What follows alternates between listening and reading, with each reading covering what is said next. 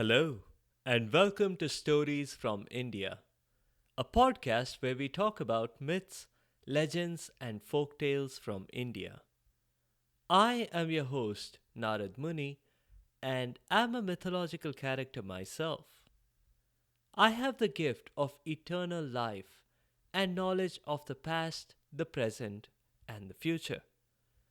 By profession, I'm a traveling musician and a storyteller. So, the way I'm doing my job is by podcast. In this episode, we are doing a folk tale from southern India. Now, strictly speaking, this is a Tamil folk tale, but there are other variations that have circulated in Karnataka. In fact, the characters travel to Mysore, as the state of Karnataka was previously called. So, anyway, let's jump into this Tamil slash Kannada folktale. As do many of the episodes in this show, this one starts in the middle of the forest. It was a dark night, and Vaidya crept along cautiously, watching for all the dangers that might pop out of a regular dark forest that she had heard about on the show. You know, lions, tigers, bears, wolves, snakes, witches, and a gazillion other dangers. On second thoughts, Vaidya thought to herself, how could she be sure it was the night time? It might be the middle of the day. The canopy was so thick that it was impossible to tell. She walked on until she decided that she had to stop. She had meant to cross the whole forest, but now she was too tired. A little rest would do her good, she thought. She found a small clearing at the base of a large tree. She was just about to lie down there when a voice said, "Please don't." She whirled around in surprise, but there was no one there. She had probably been imagining things. Vaidya really needed that rest now. But again, just as she was about to lie down, again a voice said, "Please stop, don't." A cold sweat broke out on her forehead. She was starting to get nervous until she realized the paradoxical nature of the request. She mustered up the courage to ask, "Make your mind up. Do you or don't you want me to stop?" "I wasn't talking to you, madam," replied the voice. "But maybe you can help me." "Show yourself," said Vaidya, a bit more confident now that the voice was addressing her politely. "Up here," said the voice, and she looked up to identify its source. She was taken aback at the creature's ghostly appearance. "Are you a Betal?" asked Vaidya. "I can see this is exposition time," replied the creature. "No, I am not a Betal. You have probably heard of Betals on the Vikram and Betal episodes on Narad's podcast. Betals are revenants or reanimated corpses who like to ask you lateral thinking puzzles.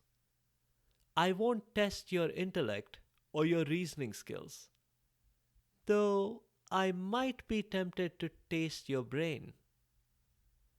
I'm carnivorous.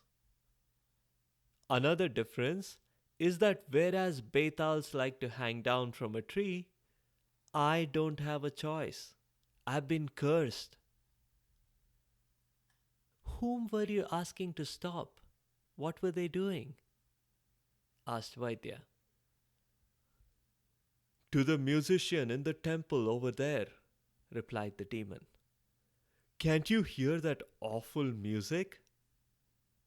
When Vaidya shook her head, the demon muttered, probably us demons are physiologically superior.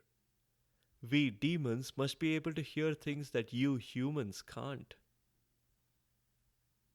But you ain't missing anything here, lucky you.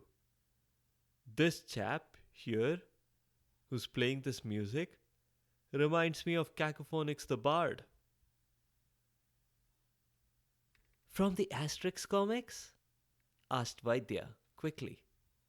And at that moment, demon and human looked at each other and smiled, in the special way that only two fellow comic enthusiasts can. That element of trust established, the demon began explaining his backstory and how he came to be in this predicament. I was a really normal human being like you, with your inferior hearing. Then I was cursed. I became a demon and I was stuck to this tree, where I'm forced to hear that terrible music. It's torture, I tell you. How did that happen? Asked Vaidya. How did you get cursed? One day, I went to a concert, replied the demon. I'm a huge fan of all kinds of Carnatic music. I consider myself quite an expert in these things. And that's why it bothered me so much when, at the very climax of the song, the singer hit the wrong note. She hit a G instead of an F sharp. I booed loudly. I think I was the only one to do that. Well, what I didn't know was that the singer had a different opinion on the whole thing. She thought it should have been an F sharp after all. And what's more, she took offense at the booing. And now comes the worst part. She was a witch. For having accused her of lacking musical sense, she cursed me to hear this terrible Shehnai music all day and all night. I happen to like the sound of a Shehnai very much, replied Vaidya. This one you won't, retorted the demon. This is being played by a boy at a temple nearby. He is terribly off key. I will say one good thing for him. He perseveres. Have you tried noise cancelling headphones? Asked Vaidya. Nah, said the demon. They've not been invented yet. They probably will not work. I have already tried ear muffs, cotton plugs, and louder music to compensate, but nothing drowns out the sound of a Shehnai being played badly. So, how can I help you then? Vaidya asked. Do you want me to go talk to the boy in the temple? I tried that before via other passers-by. It did not work, said the demon. The only solution is for you to free me from this tree.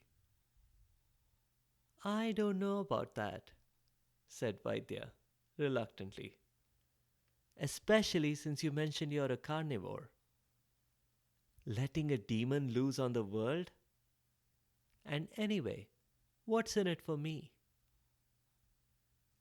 I will make you rich, replied the demon. Incredibly rich. You could have a mansion, a horse cart, and servants who would cross the forest for you. You could have your own private concert, or buy yourself a sports team, or a Carnatic music band. You're not a genie. You're a demon. What can you do? Asked Vaidya. I can give rich people a scare until they pay up, replied the demon. Deal, said Vaidya immediately. She had no love for the rich. Just the joy of seeing the 1% of society lose a tiny fraction of their wealth was a consoling thought to her. She was tired of her current life and wanted something more. And seeing as she was a fully grown adult, that meant she was probably near ancient Indian life expectancy, and she was running out of time to turn her miserable life around. So she helped the demon off of his tree. The key to this was that the demon had to be carried off of the tree, as he explained it. He could not hop down or even set foot on the ground. Once Vaidya had carried him off a bit of a distance from the tree, he would get the demon powers due to him, including the ability to fly. And that's precisely what happened. The demon did a joyful loop the loop a few times and then explained his get rich quick scheme. I will go occupy a princess, he said. The princess of Mysore, let's say. She will fall ill because of that. The king will try everything, but of course, nothing is going to work. Ultimately, he will announce a huge reward for whoever can cure his daughter. Then you must show up in court and claim to have a cure. The moment you approach the princess and touch her forehead, I will leave her. She'll be back to normal and then you shall have your reward. But there's one condition, said the demon, and paused. Vaidya could see the demon had turned deadly serious, and with menace in his voice and deeper menace in his eyes, he said, I will rip you apart and tear you to pieces if you ever come near me in the future. He looked at Vaidya's shocked expression and softened a little. Look, it's not that I'm not grateful for rescuing me. It's just the demon code of conduct. I have to be back to my baseline of evil once I'm done repaying your debt. Vaidya assured the demon she would never ever cross his path. She just wanted her reward, and that's it. So they put their plan in motion. The demon zoomed off into the air into the general direction of Mysore, while Vaidya slowly began the long walk towards the same destination. Well, it took a month, but when Vaidya reached Mysore, everything was well set up for her. Princess in a mysterious illness? Check. Various doctors consulted?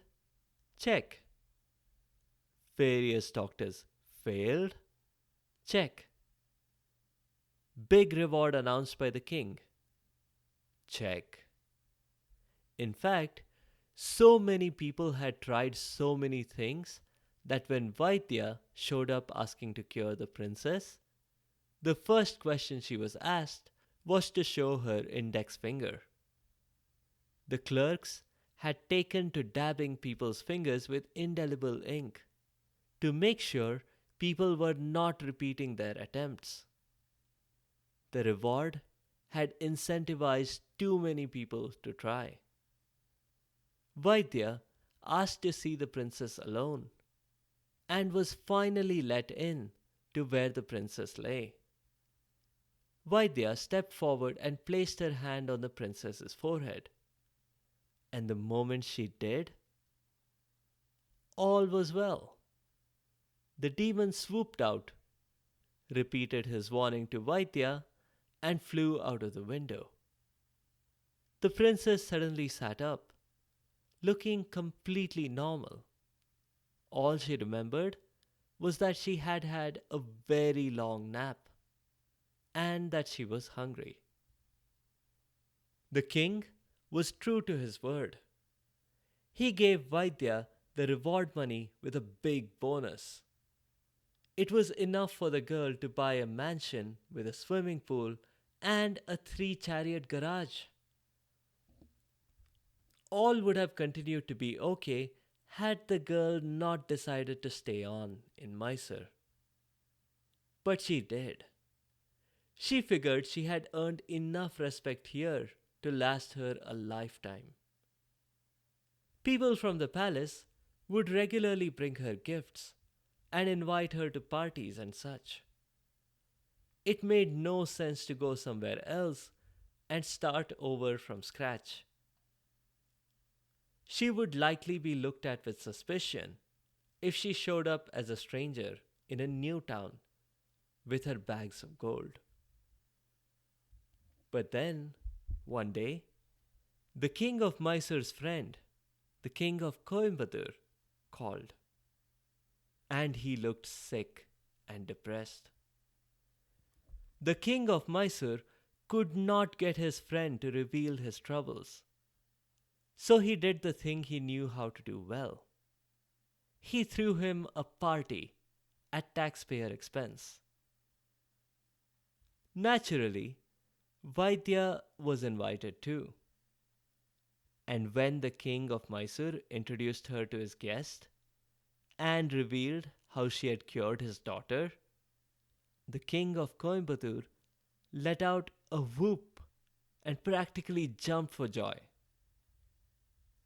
He hurriedly explained that his joy was at the realization that Vaidya was the solution to all of his problems, or specifically to his one big problem.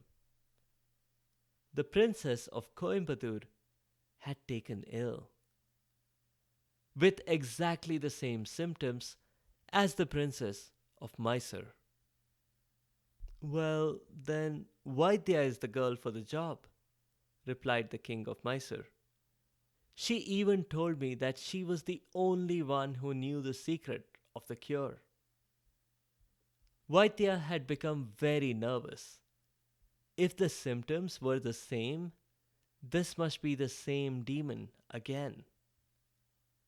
And if it was the same demon, she could not go anywhere near him.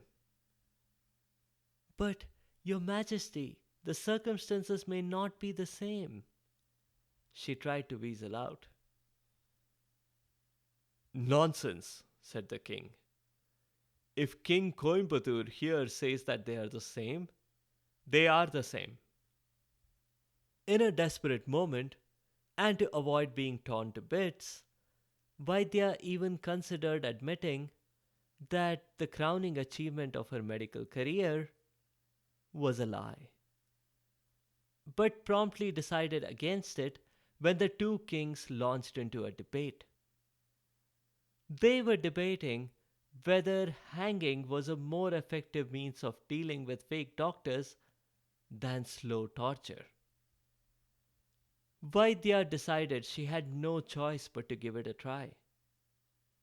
The demon in here might be a different one, not the same as the one who had threatened her.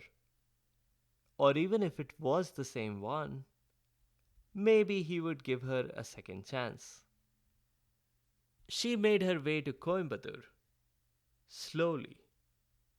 She took a little deviation, but finally got there, and was readily admitted inside the princess's chambers.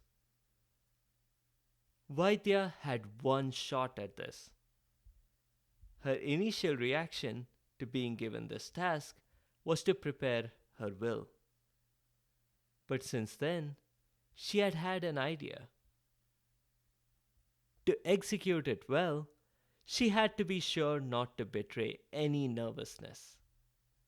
With an air of confidence that she did not in fact possess, she went straight up to the bed and placed her hand on the princess's forehead.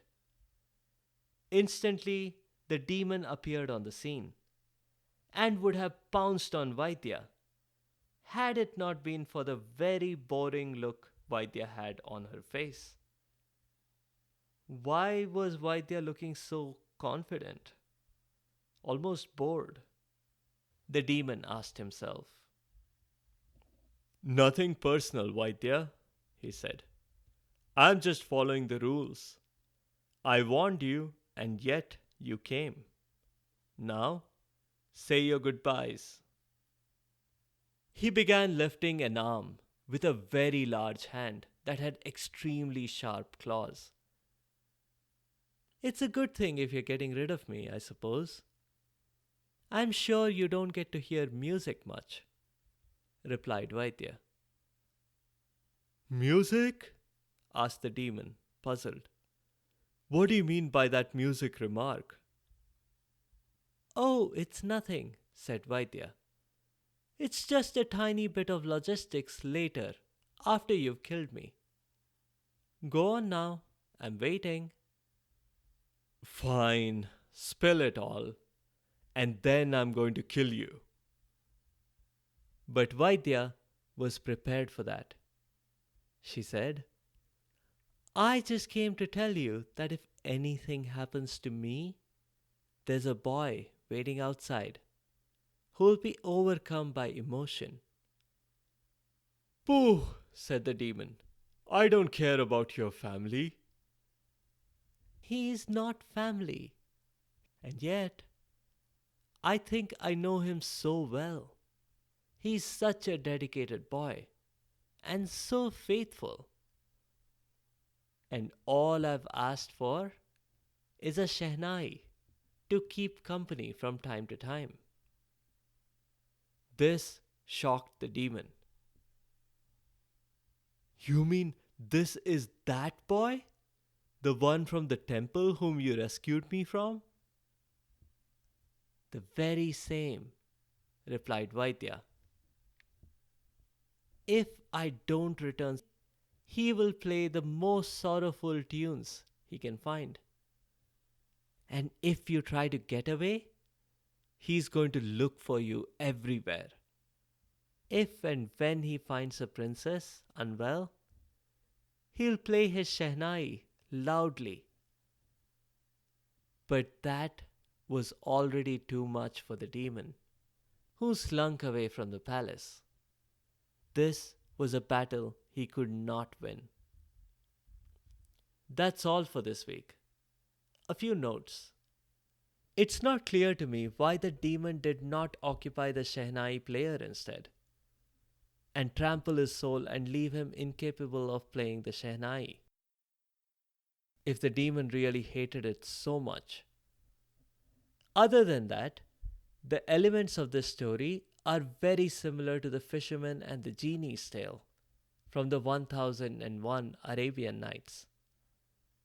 A poor passerby rescues a supernatural creature, only to be told that they will be ripped to pieces for it.